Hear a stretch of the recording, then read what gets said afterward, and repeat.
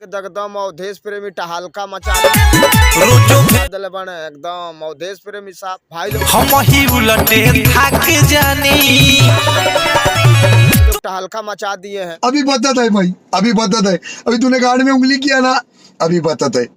काया है सामान है कि रबड़ है। इतना भाई हॉट हॉट गाना होता है अवधेश प्रेमी के कि क्या बतावल जा भाई लोग। एक सामान है कि रबड़ है तो ये गाना भाई लोग एकदम ऐसी इंटरटेनमेंट पर रिलीज भइल बा। अभी वीडियो में बना रही जा, वीडियो बहुत मजा आई भाई लोग। इंटरटेनमेंट का गाना इनका आया है अवधेश प्रेमी का एंटरटेनमेंट पे, बहुत जबरदस्त गाना बा भाई लोग। सामान है कि रबड़ है एकदम सामान मन का सामान का मन अवधेश भैया का दिखाओ के चाहता रहो कौन सामान ये है। अब बाकी इन लोग का देखो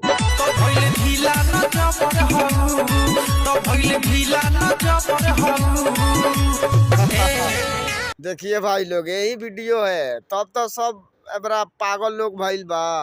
सामान है कि भाई लोग बहुत काफी वायरल चल रहे हैं। अवधेश प्रेमी के गाना बहुत जबरदस्त सोशल मीडिया पर काफी ज्यादा वायरल चल रहे हैं भाई लोग।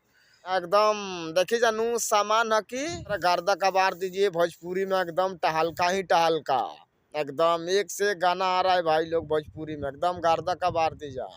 अवधेश प्रेमी की तो गिनती नहीं है भाई लोग कितना कितना गाना एकदम यही तरह के बा।